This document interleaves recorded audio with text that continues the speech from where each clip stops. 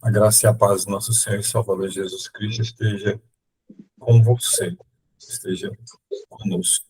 Ele tenha mais uma vez misericórdia de nós nesse dia.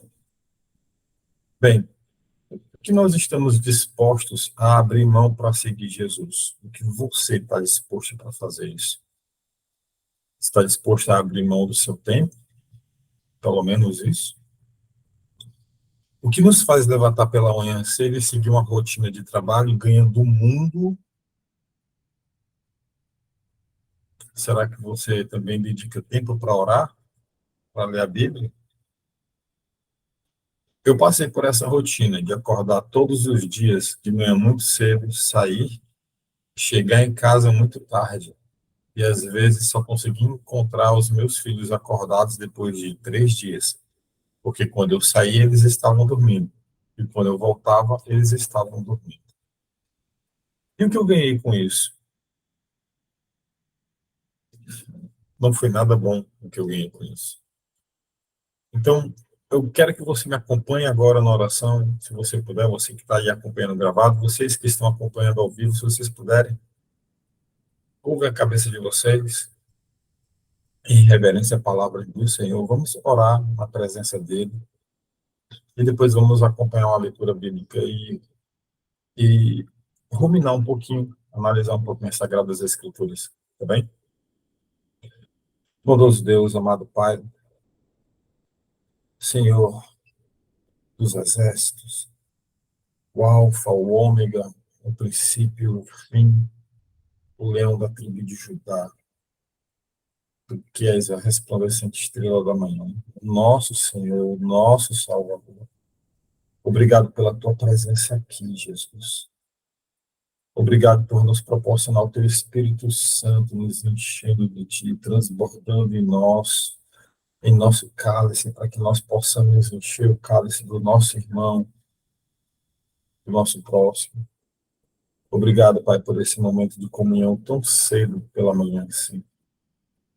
Nos regozijamos, Pai, em nos levantar cedo, em orar, em dedicar nosso tempo às Escrituras.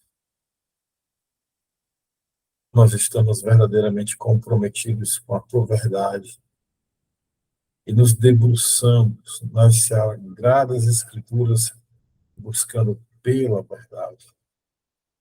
Bondoso Deus, amado Pai, graças te damos por tudo isso, pela misericórdia.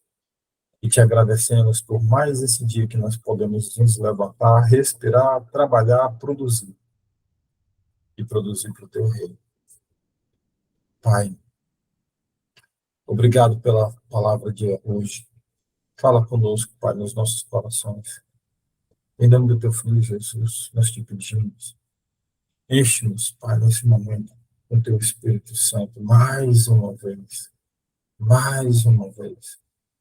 Guia-nos pelas tuas veredas de justiça, resplandecendo a luz do teu rosto sobre nós, para que nós não nos desviemos nem para a direita, nem para a esquerda, mas para que nós possamos nos mantermos retos, com os olhos no alvo, em Cristo Jesus, até a volta dele, até a volta do teu Filho, Senhor, para que possamos nos encontrar nos céus, e quando o Senhor pedir para mostrarmos as nossas mãos, nós mostrarmos os frutos do nosso penoso trabalho. Penoso trabalho, não porque nós, nós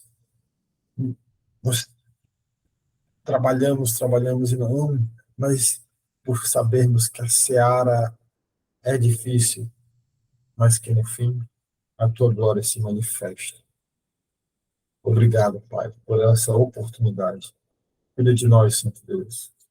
Em nome do teu Filho Jesus, é o que nós oramos e te agradecemos. Amém. Amém. Bom, você vai abrir a sua Amém. Bíblia aí, na palavra de Deus, claro, em Mateus 19, no capítulo 16, até o capítulo de número, perdão, capítulo 19, do versículo 16 até o versículo de número 30. 19, Amém. capítulo 19, do versículo 16 ao versículo 30. Quem encontrou, Encontrou, já pode começar. Amém.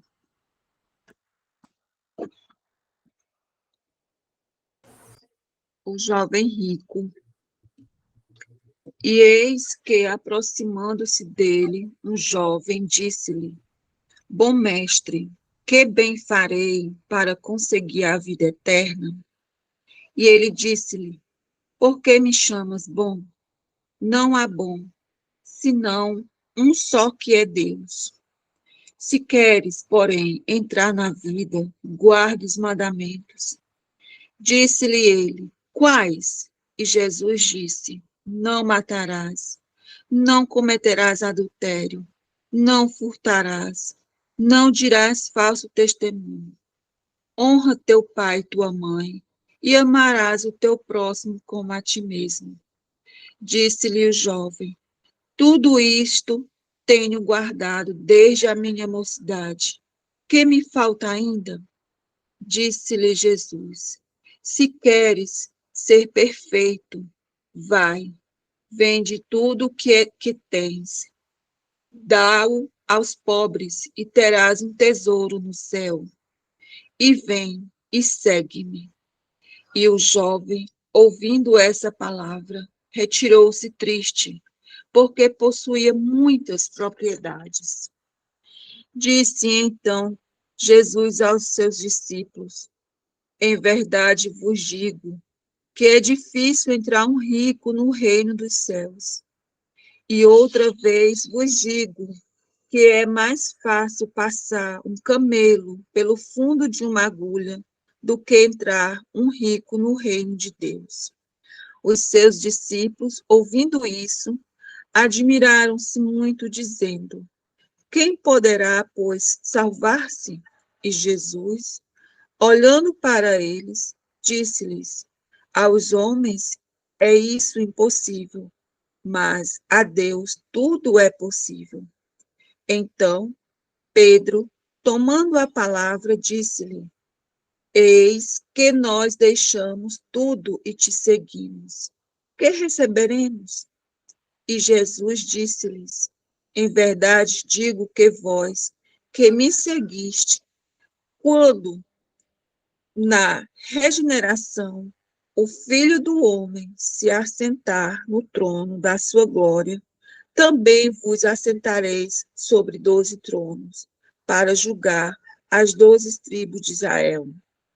E todo aquele que tiver deixado casas, ou irmãos, ou irmãs, ou pai, ou mãe, ou mulher, ou filhos, ou terras, por amor do meu nome, receberá 100 vezes tanto e herdará a vida eterna. Porém, muitos primeiros serão derradeiros, e muitos derradeiros serão primeiros. Amém. Glória a Deus. Tudo seja para a honra e glória do nome do Senhor Jesus. Abençoe.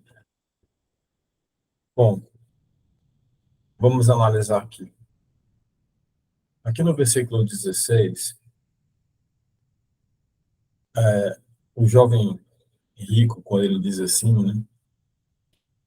Quando ele chega a fazer essa pergunta: Mestre, o que farei para ter a vida eterna? Ele está preocupado com uma questão básica do judaísmo. É a relação entre boas obras e a vida eterna. A mesma preocupação que algumas pessoas também consideram: fazer boas obras para ter a vida eterna. Algumas religiões pregam isso. Só vou ter a vida eterna, só vou ser salvo se eu fizer boas obras. Bom, vamos seguir para a gente entender um pouco mais o texto. Primeiro, Jesus responde dizendo assim: Por que você me chama de bom? Há somente um bom. Há somente um que é bom. Jesus é que ele não está negando a sua bondade. Ele não está negando.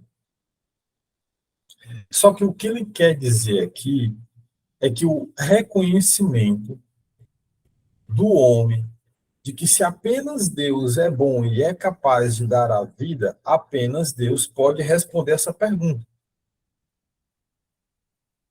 Do mesmo jeito que somente Deus pode perdoar pecados, o Filho do Homem tem a autoridade para perdoar pecados. Por isso que Jesus cita os mandamentos.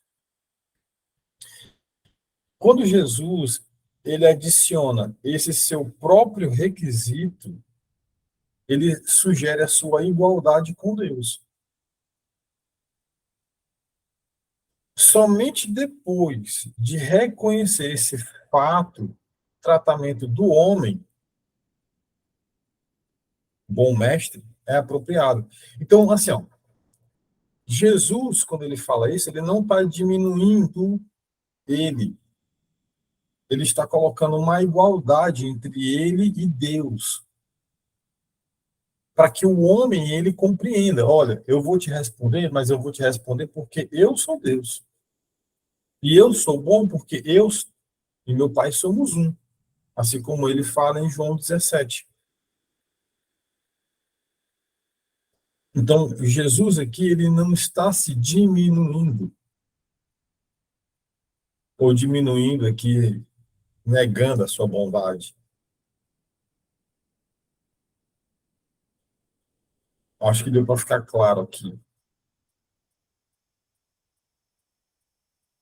É, o jovem rico, ele reivindica ter guardado esses mandamentos, quando Jesus menciona esses mandamentos, né?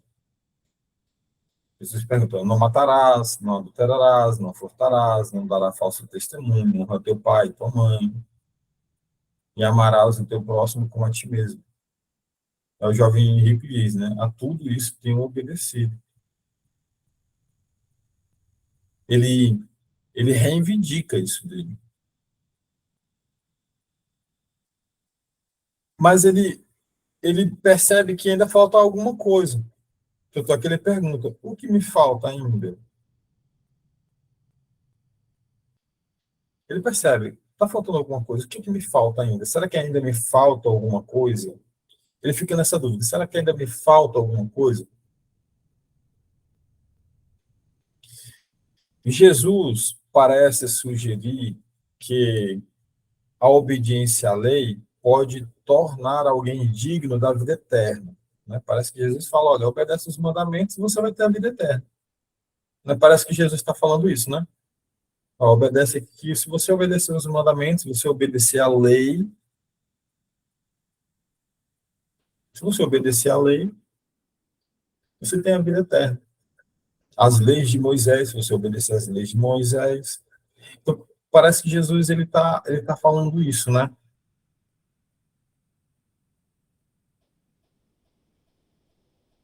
Mas é provável que esteja apenas preparando o homem para que ele perceba que está faltando alguma coisa.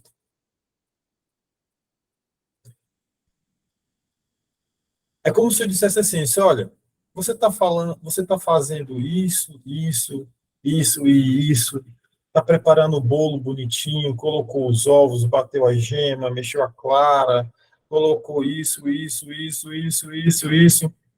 Aí, aí você fez tudo, tá tudo bonitinho, o bolo tá quase pronto para ir para o forno, mas sabe aquela sensação que está faltando alguma coisa? Eu não sei se você já saiu de casa e se sentiu naquela sensação, estou esquecendo alguma coisa. Aí quando você chega lá no destino, na metade do caminho, você lembra, poxa vida, esqueci o meu documento. Poxa vida, esqueci. É essa sensação. Jesus, ele mostra essa lista aqui como se fosse, eu não estou diminuindo, tá bom, gente? Eu estou só dando aqui um exemplo. É como se fosse uma lista do que ele tem que fazer para que ele perceba, está faltando alguma coisa nessa lista aqui. Está faltando alguma coisa aqui.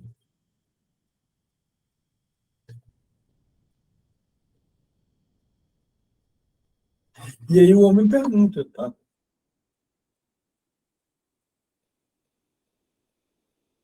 O que falta? Aí Jesus, então, coloca ele à prova, né? É aí onde pega. Jesus coloca à prova esse jovem rico no seu ponto mais fraco. Ele estava disposto a dar mais valor às coisas que ele tinha, às suas riquezas, seus bens, do que a Cristo. Essa declaração de Jesus significa que todos devem vender o que têm, todos devem vender o que têm. Se você quer estar perfeito, vai e venda seus bens. Significa isso? Não, meu irmão. Não significa você vender tudo que você tem, como certos líderes e igrejas por aí pregam que você deve vender sua casa, vender tudo que você tem e entregar lá na igreja. Nós atendemos às necessidades também dos nossos familiares, bem como do nosso próximo. Porém, o que Cristo está querendo falar aqui é que nós devemos estar dispostos a abrir mão de tudo quanto Ele pede de nossa parte para que nós possamos o seguir. Jesus ele está falando de você abrir mão daquilo que te custa. O que é que te custa? O desapego às coisas. De repente, o que te custa não são as coisas. De repente, o que te custa é o teu eu, é o teu orgulho. É você inflar o peito e dizer: quando eu conseguir isso aí, então eu sigo Jesus. E aí nós vamos para uma outra parte do ensino, onde um homem diz: Senhor, deixa eu enterrar primeiro o meu pai, depois eu te sigo. O que Jesus orienta essa pessoa, o que Jesus fala para ele? Você não está pronto para me seguir. Você não serve para me seguir.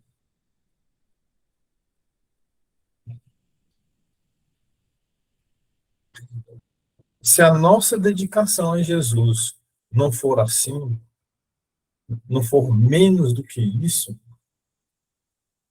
então está errado. Está errado. Você não está se dedicando a Jesus. Jesus, ele reconhece que a grande riqueza do homem é aquilo que impede ele de ter intimidade com o Cristo. O seu eu interior, as suas coisas, os seus bens, o fato de você não abrir mão daquilo que você tem para ter intimidade com Cristo.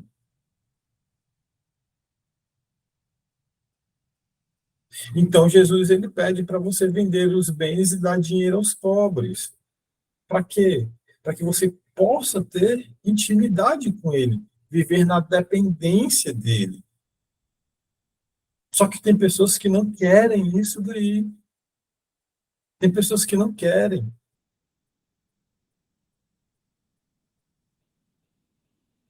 Tem pessoas que não querem e não fazem. E nunca vão ter intimidade, nunca vão ter intimidade com Cristo enquanto não abrirem mão.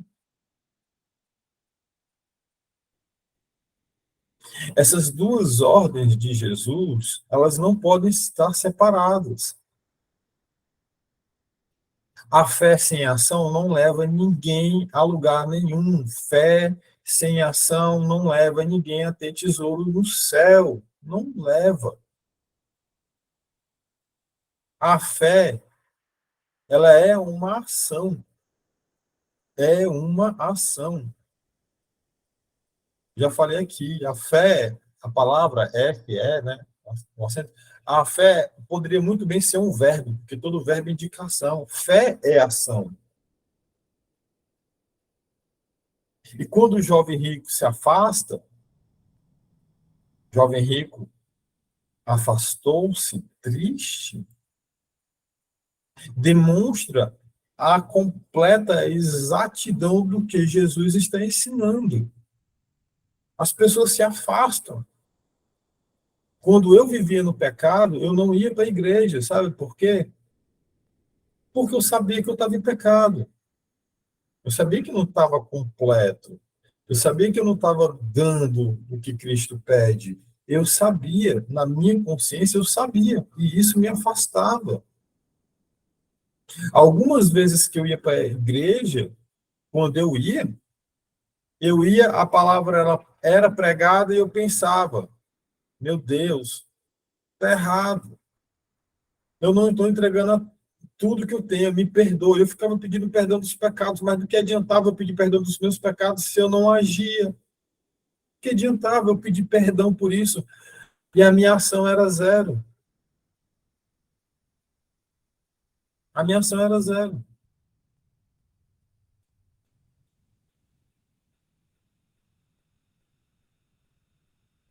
O afastar-se triste mostra a dureza no coração das pessoas que não aceitam as orientações de Jesus para segui-lo.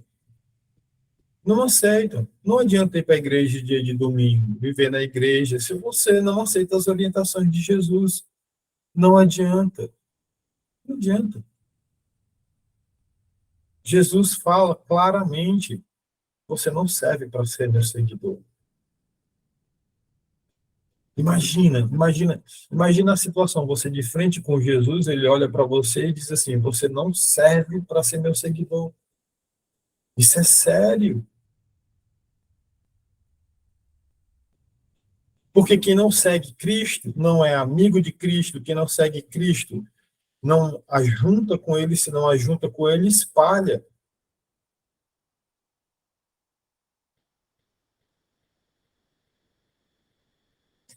Se você não é trigo, você é joio. Você vai ser jogado, vai ser queimado.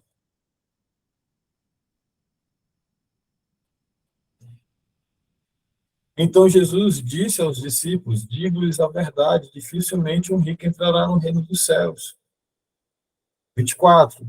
Eles digam ainda: é mais fácil passar um camelo pelo fundo da agulha do que um rico entrar no reino de Deus. E aí vem, infelizmente, algumas pessoas usam essa passagem aqui de forma errada, equivocada.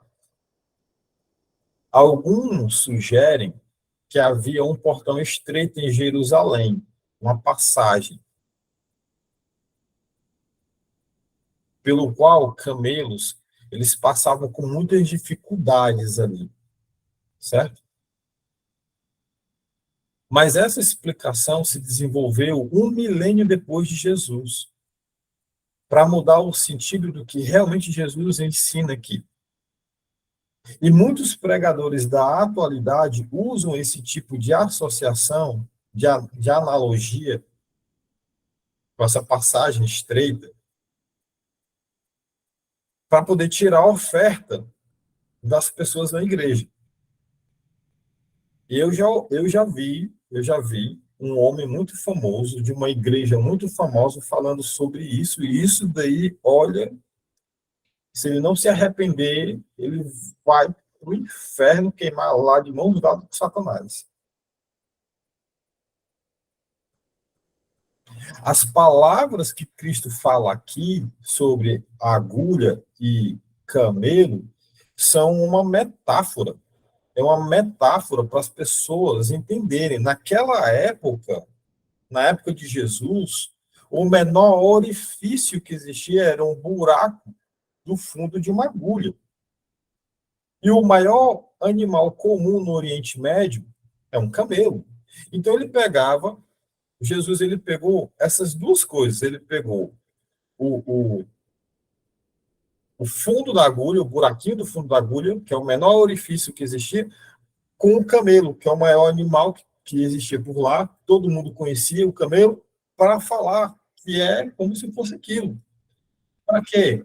Para mostrar para todas as pessoas que é impossível, por nós mesmos, por nós, encontrarmos a salvação. É impossível para nós mesmos resolvermos o problema do pecado. Não cabe a nós resolver o problema do pecado. É impossível do ser humano resolver o pecado. Então, Jesus coloca uma situação impossível. Como que vai passar um camelo no buraco de uma agulha? É impossível para o homem. É isso que Jesus está falando. Então, quando os apóstolos ouviram isso, os discípulos ouviram isso, eles disseram, ficaram perplexos e falaram, poxa, então é impossível alguém ser salvo? É impossível alguém ser salvo. Aí é quando Jesus fala, olha, para o homem é impossível realmente, mas para Deus todas as coisas são possíveis. A única forma de você ser salvo é você abrir mão daquilo que te custa. Abrir mão, talvez, das riquezas que você está preso. Abrir mão, talvez, do seu eu. Abrir mão, talvez, de repente você coloca o teu filho acima de Cristo. De repente você coloca o seu marido, o seu relacionamento acima de Deus. É você abrir mão disso. E eu quer dizer que eu tenho que me separar da minha esposa? Não, Jesus, amado, o sangue de Cristo tem poder. Eu não estou falando disso, não. Eu estou falando de você entender que Cristo é maior do que tudo. Você colocá-lo em primeiro lugar na sua vida. É disso que o Espírito Santo está falando. Ele está falando para você se separar da sua família, não, abandonar a sua família, não. Porque tem gente que abandona a família em função da obra e acha que isso daí está certo. Mas continua sendo arrogante, continua sendo blasfemo, continua mentindo, continua roubando, continua fazendo coisa errada, e isso daí não adianta de nada. Não adiantou você abandonar sua família em função da obra, uma vez que você continua fazendo coisa errada. Você continua não abrindo mão daquilo que te custa. Não mudou de vida, está fazendo coisa boa, ótimo, irmão, parabéns, beleza. Deus usa até o cão para fazer coisa boa se ele quiser. Não adianta, não adianta. Você tem que abrir mão daquilo que te custa. Ah, eu vou entregar a cesta básica para pobre, eu vou fazer isso, vou fazer aquilo, vou fazer aquilo, mas o meu próximo eu não perdoo. Vai lá em Mateus 6, para você saber o que é que acontece para quem não perdoa. Depois que Cristo ensina a oração modelo, que todos nós conhecemos como Pai Nosso, ele diz, se você perdoar aqueles que te ofendem, o meu Pai que está no céu vai perdoar as suas ofensas. Mas ele coloca, ele diz, está lá escrito, mas se você não perdoar aqueles que te ofenderam, o meu Pai que está no céu não vai perdoar as suas ofensas. E não tem perdão. Perdão. Não tem salvação sem perdão de pecado. Não há salvação sem perdão de pecado. Então não adianta você pegar 20 mil quilos de alimento, 10 mil cestas básicas, e sair por aí distribuindo, fazer coisa boa, se você não perdoa o seu próximo, se você não ama. Se você não ama, se você não pratica o amor com o teu próximo, e o teu próximo, muitas das vezes, é a tua mãe que está do teu lado, é o teu pai que está do teu lado, que tu não perdoa. Muitas das vezes, o teu próximo é o teu marido que fez uma coisa errada para ti, tu não perdoa. Muitas das vezes, é a tua esposa que está do teu lado, fez uma coisa errada, você não perdoa. Se você não pratica o amor, se você não abre mão daquilo que te custa, não tem salvação, é o que Cristo está falando aqui. Em Deus todas as coisas são possíveis, porque Cristo ele veio para fazer um sacrifício que nós não tínhamos como fazer, porque nós somos frutos de um pecado. Por conta do pecado de Adão, todos são condenados, e por conta do sacrifício de Cristo, todos são salvos. É disso que Cristo está falando. É disso.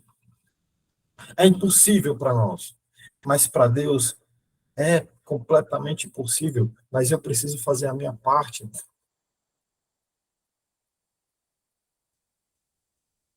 Deus, ele tomou uma decisão muito importante, levar o filho dele para a cruz. Deus toma essa decisão, ele nos envia Jesus. Jesus, ao ir para Jerusalém, sabendo o que ia acontecer, ele também toma a mesma decisão, são decisões iguais. Já falei isso, não me engano, é a terceira vez que eu falo isso, são decisões iguais, que têm o mesmo resultado. tem o mesmo resultado. Então Pedro pergunta, olha, nós já deixamos tudo para te seguir. Os discípulos, eles tinham deixado tudo para trás, seus trabalhos, seus recursos, eles tinham deixado tudo. É totalmente compreensível que Pedro pergunte sobre isso aqui, não é falta de fé de Pedro. Pedro, diante da situação, ele pergunta, a gente, então, qual é a nossa recompensa? O que a gente vai ganhar com tudo isso? É natural. Jesus, então, aqui no versículo 28, eu não vou me aprofundar nisso daqui, porque senão a gente vai ter que estender o assunto, eu não vou me aprofundar no versículo 28. Mas aqui Jesus, ele promete retornar no seu retorno. Os apóstolos, eles vão se assentar em 12 tronos, como ele menciona aqui, no versículo 28, para julgar as 12 tribos de Israel. É uma promessa de Deus, né? Uma promessa aqui no versículo 28. Nenhuma passagem descreve como que Jesus vai ser auxiliado com isso, tá? Como é que os cristãos vão auxiliar Jesus no juízo final. Mas em 1 Coríntios 6, no versículo 3, sugere que mesmo aquela igreja lá, imatura de Corinto, eles estariam envolvidos no julgamento. No entanto, o sacrifício dos apóstolos indica que o julgamento implícito no texto é a condenação dos israelitas que não creram em Jesus, tá? Fala aqui sobre aqueles que não acreditaram em Jesus. Também sugere a liderança de Jesus, substituindo a liderança corrupta da presente Israel. Enfim, eu não vou me aprofundar nisso, porque aqui, só nesse versículo aqui, a gente teria que passar pelo menos 1 hora falando sobre isso, e a intenção não é essa. Aqui no verso 29, diz que, e todos os que estiverem deixado casas, irmãos, irmãs, pai, mãe, filho, campo, por minha causa, receberão 100 vezes mais e herdarão a vida eterna. Contudo, muitos primeiros serão últimos e muitos serão os primeiros. Ó, as recompensas prometidas aqui no verso 29, no versículo 29, elas não devem ser tratadas de forma literal, ao pé da letra. Realmente é isso aqui e acabou. Senão você passa também o camelo por um buraco do agulha. Então, já que isso aqui é literal, então passa o camelo aí pelo buraco da agulha. Pega teu filho, faz que nem Abraão, leva para o monte, pega uma faca, espera Deus mandar aí. Poxa vida, lembre, a Bíblia é um livro espiritual, a palavra de Deus. Você tem que entender essa palavra, para isso se debruçar em cima dela. As bênçãos e a alegria inerente a esse relacionamento que você tem, a essa intimidade que você tem, e que estão citados aqui, eles serão especialmente experimentadas pelo discípulo genuíno, o que se entrega, o que nega a si mesmo por amor a Cristo. É isso que Jesus está falando aqui. É isso que Jesus está falando aqui. Ele está falando de você abrir mão do que te custa. Do que te custa. O que é que te custa, pelo amor de Deus?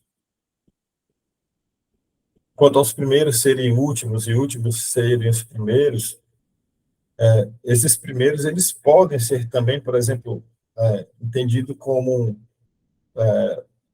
aqueles que nasceram ricos, que têm uma boa educação, um nível sociocultural elevado, pessoas que são talentosas, que são estimadas pelo mundo e até mesmo pela igreja, né?